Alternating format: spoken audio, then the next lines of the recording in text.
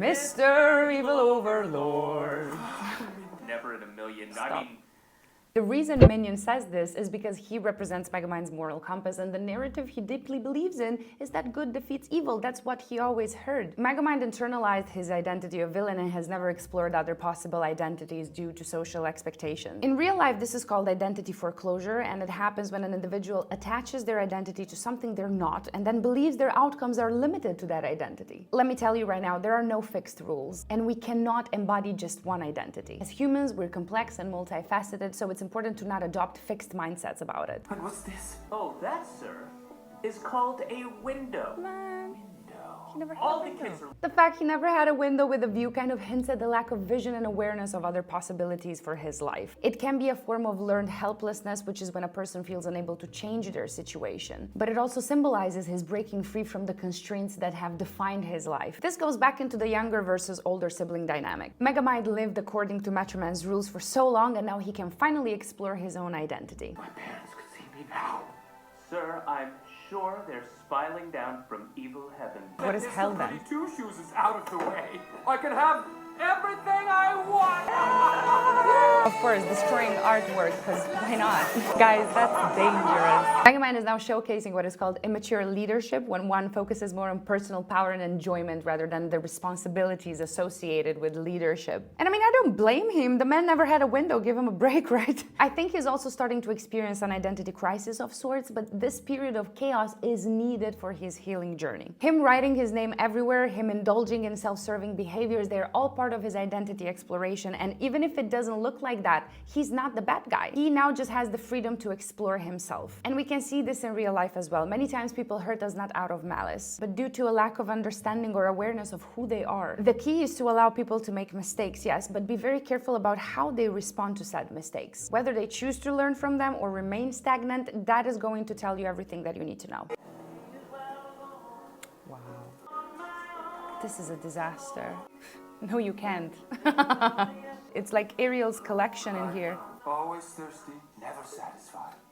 Period. Purposeless. It's a vacuum, isn't it? We have seen Megamind in his full bad boy behavior, but much like in real life, this seems to give him only a superficial and temporary satisfaction. This is called the hedonic treadmill, and Megamind describes it as Always thirsty, never satisfied. And it's the idea that providing temporary highs is useless if you're not addressing the deeper needs for long-term fulfillment. This is what post-nut clarity is, by the way. The satisfaction from these activities doesn't address deeper emotional or existential aspects, therefore creates a sense of emptiness or heaviness usually felt in the chest area. This is a full-on existential crisis now. And if you experience this, it's a sign you need to challenge what you consider your identity. Not now, Minion.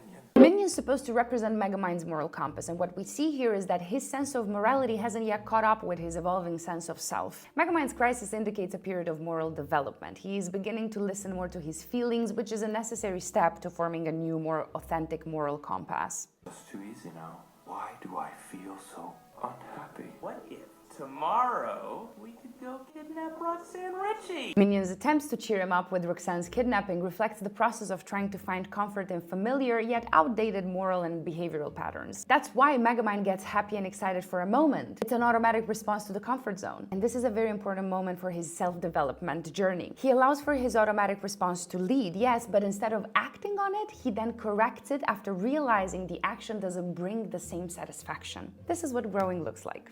Good idea, Minion. But without him, what's the point? Megamind's purpose is constructed around his rivalry with Metroman. His role was to battle the hero, which is why his sense of purpose is entirely dependent on Metroman's role and existence. And this is what dependency on external validation does in real life. It ties your purpose to external achievements like relationships, roles, and so on, but it can be devastating when those factors change because they can create this existential void. Throughout the movie, we'll see how Megamind switches from external purpose to internal one, which is another crucial aspect of self-development. Very interesting. The scene is mirrored because it's meant to symbolize how the existential crisis of Megamind is pushing him into the archetype of the seeker, to find truth, to start his self-discovery journey. What we see here is the beginning of him maturing and transitioning from bad boy to man. Like many bad boys out there, he never spent much time discovering himself, his boundaries, his preferences. He never decided for himself the kind of man he wants to be because he never dared to make his own rules. So this is another crucial aspect of self-improvement. If you want to change, you need to start being brutally honest with yourself, which means that you need to embrace the seeker seeker archetype and integrate it as part of your identity. You need to face your own mistakes, your flaws, your shortcomings, and learn to love them while gently improving them, and Roxanne does a fine job at that. I didn't mean to destroy you. Yes, you did. I mean, I meant to destroy you. Thank you. But I didn't think it would really work. That's different. What are we supposed to do? Ask Megamind. Without you, evil is running rampant through the streets. I'm so tired of running rampant through the streets. This mirrored conversation is what tells us that their paths are ready to intertwine, but not just from a physical perspective, but psychological and emotional as well. This whole scene says the timing is right, meaning that partners need to be in compatible phases of their lives for a relationship to work, romantic or otherwise. Megamind is open to introspection now. He has reached a thirst for purpose, and Roxanne is the perfect person to talk to about that. Timing is crucial in every relationship because that's going to dictate its success. Meaningful connections require both parties to be in a place of readiness, openness, and emotional maturity. Had so many evil plans in the works. Oh. The illiteracy beam, Whoa. typhoon cheese, That sounds... robo sheep.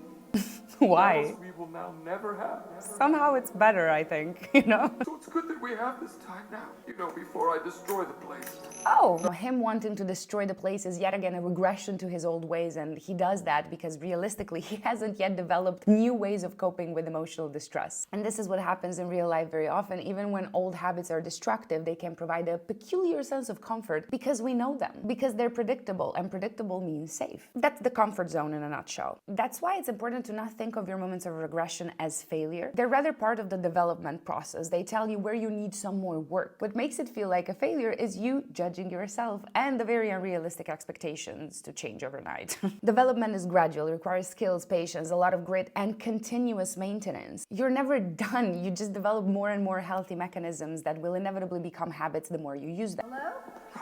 Oh, PJs, dude. Did you see the slippers, though? I That's want a pretty them. tasteless costume. Costume. Megamind's head is not that gross. How would you know? I'm glad he's gone. He's just so annoying. Who's there? Oh! This is Megamind still clinging to his role of villain. He's not ready yet to be himself, and he doesn't know how, so he's afraid to lose his reputation, which, remember, is the only thing that allows him to be part of society and interact with it. He's basically caught in the middle of him clinging to his old role as villain while also conflicting with his emerging desire for something new. It's too vulnerable, so he runs from it and does everything he can to hide. People often fear losing their social roles because they provide a sense of belonging and acceptance in society, and this is called social acceptance. This is you, Bernard. Oh, yes. It's just me, Bernard. No. I wouldn't stay here for more than 2 minutes and 37 seconds if I were you. That's Having oddly the walls- specific. Catch a ride down with you then.